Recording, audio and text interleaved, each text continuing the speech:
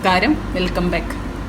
ഇന്ന് നമ്മളൊരു special chicken Chettinad കറിയാട്ടോ ചെയ്യാൻ പോകുന്നത്. ഇതൊരു ചെന്നൈ സ്പെഷ്യൽ കറിയാണ്. നമ്മൾ സാധാ കേരള സ്റ്റൈൽ ചെട്ടിനാട് ഇഷ്ടംപോലെ കണ്ടിട്ടുണ്ട്, അതുപോലെയല്ല ചെന്നൈ സ്പെഷ്യലാട്ടോ. അപ്പോൾ സ്പെഷ്യൽ ചിക്കൻ ചെട്ടിനാടിന് വേണ്ടിയിട്ട് ഞാനിതൊരു 3/4 കിലോ ചിക്കനാട്ടോ ചെറുതായിട്ട് കറി പീസിന് വേണ്ടിയിട്ട് കട്ട് ചെയ്തെടുത്ത് ഒരു ഫ്രൈ പാൻ ചൂടാൻ വെച്ചിട്ട് കുറച്ച് സ്പൈസസൊക്കെ വറുത്തെടുക്കാം.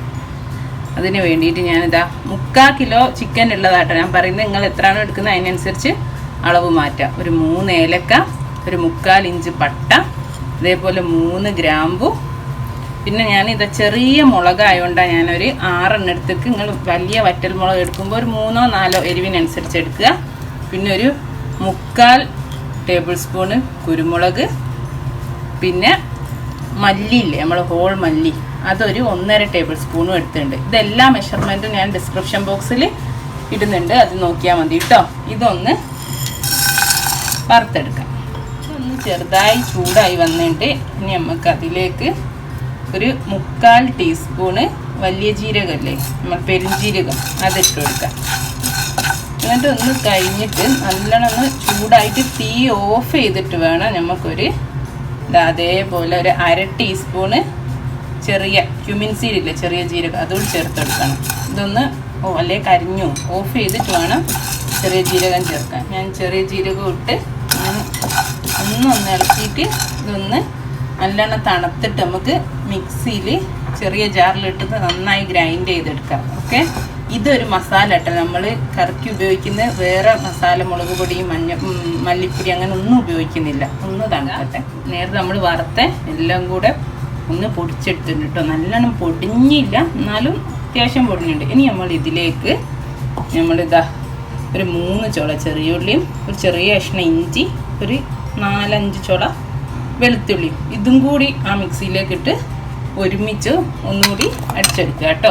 ഉള്ളി ഇഞ്ചിയൊക്കെ അതുകൂടെ ചേർത്തിട്ട് നന്നായി ആക്കിയെടുത്തിട്ടുണ്ട് കണ്ടോ. ഇതിനിവിടെ നിൽക്കട്ടെ, നമുക്ക് ചട്ടി വെച്ച് ചൂടാക്കാം. ചട്ടി ചൂടാകാൻ വെച്ചിട്ട് അതിൽ 2 ടേബിൾ സ്പൂണ് വെളിച്ചെണ്ണ ഒഴിച്ചിട്ടുണ്ടായിരുന്നു ഞാൻ. ഇത് ശരിക്കും അവർ ചെന്നൈ സ്റ്റൈൽ ചിക്കൻ ചെട്ടിനാടിൽ അവർ നല്ലെണ്ണ ഉപയോഗിക്കുന്നത്. നമ്മൾ കേരളത്തിലേക്ക് നമുക്ക് നല്ലെണ്ണൻ്റെ ടേസ്റ്റ് അത്ര പിടിക്കാത്തതുകൊണ്ട് ഞാൻ വെളിച്ചെണ്ണ ഉപയോഗിച്ചതാണ്. ഇനി ഇതിലേക്ക് ഇതാ ഒരു വലിയ സവാളയും ഒരു 20 ചെറിയുള്ളിയോടെ നന്നായി മുറിച്ചിട്ടതാണ്. ചെറിയുള്ളി മാത്രം യൂസ് ചെയ്താലും നല്ല ടേസ്റ്റ് കേട്ടോ. അങ്ങനെ പറ്റുന്നവർക്ക് വേണമെങ്കിൽ ഒരു 150 ഗ്രാം ചെറിയുള്ളി ചെറുതായിട്ട് മുറിച്ചിട്ടാലും മതി. അതും കുറച്ച് കരിവേപ്പില നമുക്ക് ഈ വെളിച്ചെണ്ണയിലേക്ക് ഇട്ട് കൊടുക്കാം.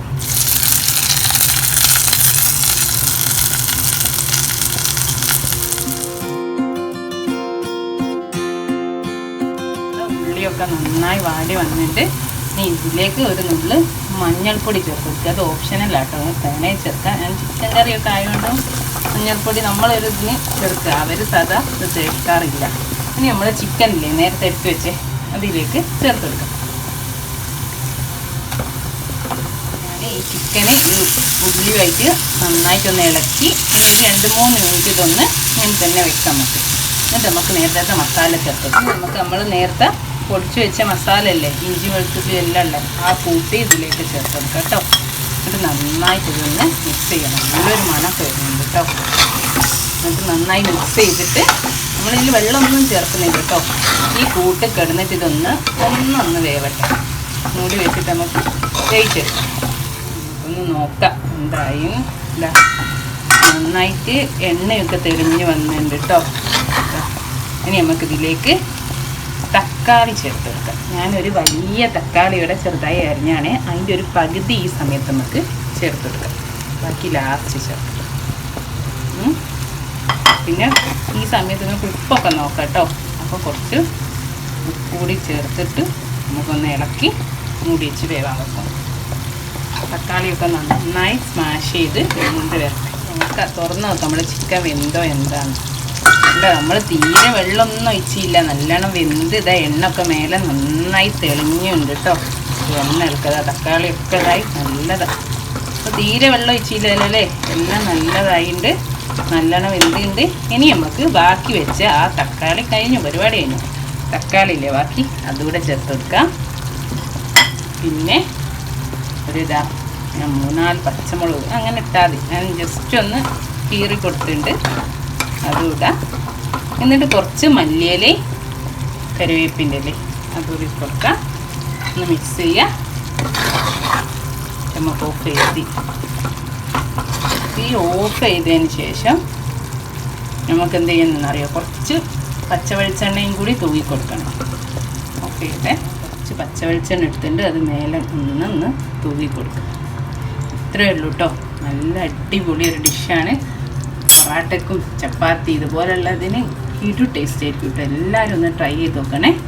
അപ്പോൾ എന്നും പറയുന്ന പോലെ ട്രൈ ചെയ്ത് നോക്കുക. എന്നിട്ട് ഇഷ്ടമായെങ്കിൽ ഫ്രണ്ട്സിനും റിലേറ്റീവ്സിനും ഒക്കെ ഷെയർ ചെയ്ത് കൊടുക്കുക റെസിപ്പി. ഇതുവരേക്കും സബ്സ്ക്രൈബ് ചെയ്യാത്തവർ സബ്സ്ക്രൈബ് ചെയ്യണേ. Thank you.